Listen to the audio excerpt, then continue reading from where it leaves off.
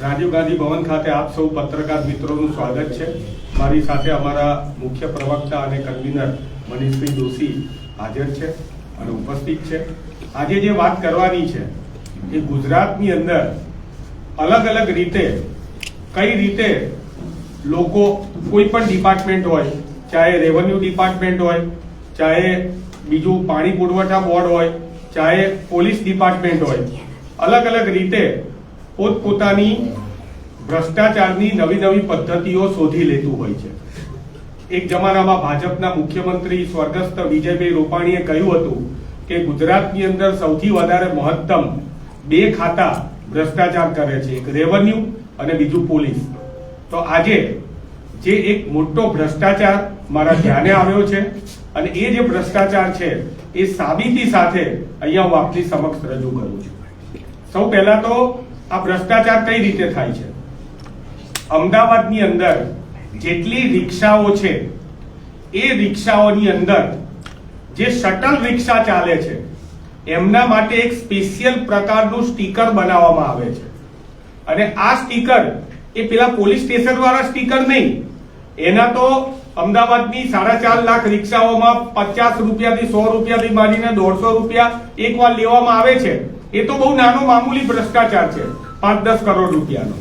પરંતુ જે પણ શટલ રિક્ષા ચાલે છે એ શટલ રિક્ષામાં એક સ્ટીકર લગાવવામાં આવે છે આગળના ભાગમાં અને એ જે સ્ટીકર છે એ સ્ટીકરના પોલીસના વહીવટદારો દ્વારા દર મહિને 1000 રૂપિયા અવૈધ રીતે ખંડણી સ્વરૂપે વસૂલાય છે।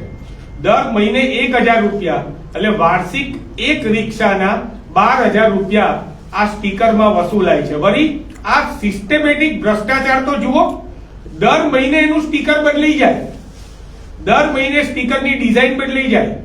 દિવાળી આવે તો સામાન્ય પેસેન્જરોને એમ લાગે કે આ દીવા છે, સ્ટીકરના દિવાળીના દીવા લાગેલા છે, પણ એ દિવાળીના દીવા નથી હોતા। એ જે છે એ સ્ટીકર એ ભ્રષ્ટાચારનું વળવું સ્વરૂપ છે। પોઈન્ટ ઉપર વારંવાર રિક્ષાને રોકવામાં આવે ને જોવામાં આવે કે આ સ્ટીકર છે તો એને જવા દેવામાં આવે। જે ગરીબ રિક્ષાવાળાએ આ સ્ટીકર ના આપ્યું હોય એ લોકોને ત્યાં તરત જ એની રિક્ષા ડિટેન કરવામાં આવે અને દંડનીય કાર્યવાહી કરવામાં આવે છે। હું પોતે મેં આ વાત જાણ્યા પછી હું પોતે એક રિક્ષામાં બેઠો અને એ રિક્ષાવાળા ભાઈ સાથે મેં જે સંવાદ કર્યો એનો વિડીયો રેકોર્ડિંગ મેં અહીંયા કરી લીધું છે, આપને દર્શાવું છું ને પત્રકાર પરિષદ બાદ આપને એ વિડીયો પણ આપીશ, એની સ્ક્રિપ્ટ પણ મેં તૈયાર કરેલી છે। પરંતુ મારી સેફટી નહીં પરંતુ રિક્ષાવાળા ભાઈની સેફટીના કારણે એ ડ્રાઈવરનું મોઢું મેં બ્લર કરી દીધેલું છે। અહીંયા હું આપને એ વિડીયો દર્શાવું છું। તો માલિક આપણે તમારા પર 1000 રૂપિયા તો કોણ લેવા? પોલીસ વાળા આવે, તમારે આપી દેવા? પછી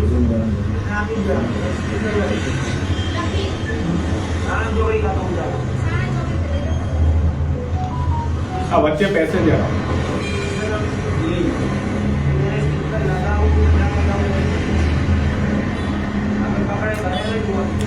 એમની પણ ધારો કે સ્ટીકર લાગેલું ના હોય તો પોલીસ વાળા ચેક કરે? સ્ટીકર હોય તો ના પકડે?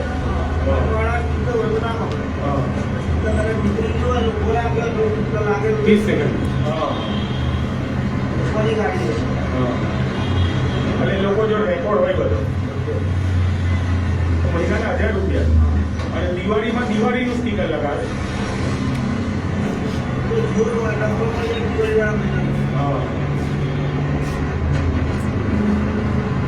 મારા 1000 રૂપિયામાં પોલીસ વાળા કેટલું કમાતા હશે? સાડા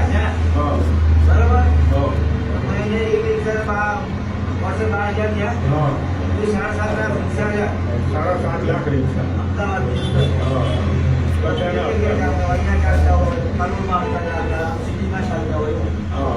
ખાલી અમદાવાદની ગુજરાતની વાત કરો તો આ જે છે એનું સ્ટીકર પણ આપણે આની અંદર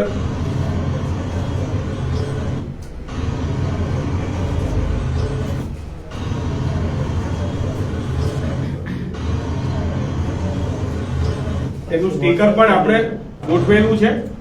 આ બંધ કરી બહાર લઈ જાઉં તો હવે આ જ્યારે આ ભ્રષ્ટાચાર સાબિત થઈ ગયો છે અને જ્યારે આ પ્રકારની આખા મારી જોડે એનો સ્ટીકરનો પણ ફોટોગ્રાફ છે, રિક્ષાવાળા ભાઈ કોણ છે એનું આખી માહિતી છે, પરંતુ એ જાહેર નથી કરતો. જો આવા પ્રકારનો ભ્રષ્ટાચાર થતો હોય તો પોલીસ ખાતામાં ભ્રષ્ટાચાર હોય તો આની જવાબદારી જે છે એ તપાસ કરવાની માનનીય ગૃહમંત્રી શ્રીની હોય. માનનીય ગૃહમંત્રી શ્રી, સંસ્કારી ગૃહમંત્રી શ્રી વારંવાર અલગ અલગ બાબતે આવીને, પોતે નાની નાની બાબતમાં પણ આવીને પ્રેસમાં આવતા હોય ત્યારે એમને વિનંતી છે કે આ બાબતે ઘટતું કરે.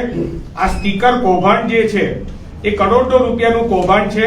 આ સિસ્ટમેટિક કૌભાંડ છે અને આટલા મોટા રૂપિયાનું કૌભાંડ હોય તો એના હપ્તા ગાંધીનગર સુધી પહોંચતા હોય એ વાત નિર્વિવાદ છે. ગુજરાત પ્રદેશ કોંગ્રેસ સમિતિ માંગણી કરે છે કે જલ્દીથી આ રિક્ષાના સ્ટીકર કૌભાંડના જે ગુજરાતની અંદર 1000 કરોડથી વધારેના કથિત હપ્તા લેવાયાની વાત છે એના ઉપર એક તપાસ સમિતિ રચવામાં આવે, એની તપાસ કરવામાં આવે. હું મારા તરફથી જે પણ પુરાવા રજૂ કરવા હોય એ સરકારશ્રીને આપવા માટે તૈયાર છું. બીજા નંબરે, જ્યારે અમદાવાદની અંદર રિલીફ રોડ જેવો ગીચ વિસ્તાર હોય, ઘી કાંટા હોય, રતનપોર હોય કે પછી રેલવે સ્ટેશન હોય, આવા વિસ્તારમાં સામાન્ય પેસેન્જરોને જવું હોય તો ઓલા, ઉબેર કે કોઈ પણ લોકો તૈયાર થતા નથી. ત્યાં માત્ર આ શટલ રિક્ષા એટલે કે શેરિંગ પેસેન્જર વાળી રિક્ષાઓ જે છે એનેથી જ આખું આવાગમનનું અર્થતંત્ર ચાલતું હોય ત્યારે સરકારને અમે એ પણ અનુરોધ કરીએ છીએ કે કાયદેસરની મર્યાદાની અંદર જેટલા શટલમાં બેસાડી શકાય એટલા શટલ રિક્ષાને પણ આવી જગ્યાઓમાં મંજૂરી આપવી જોઈએ શેરિંગ ટેક્સી તરીકે, જેથી કરીને પેટ્રોલ પણ બચે અને જે ટ્રાન્સપોર્ટેશન જે છે એમાં જે આવવા જવા વાળા લોકો છે એના રૂપિયા પણ બચે. તો આવા લોકોને જો કાયદેસર મંજૂરી આપી દેવામાં આવશે તો મને લાગે છે કે આવા કરોડો રૂપિયાના ભ્રષ્ટાચારી સ્ટીકર કાંડ છે એ અટકશે. એટલે આ મુખ્ય 3 માંગણીઓ અમે સરકાર સમક્ષ રજૂ કરીએ છીએ. ધન્યવાદ.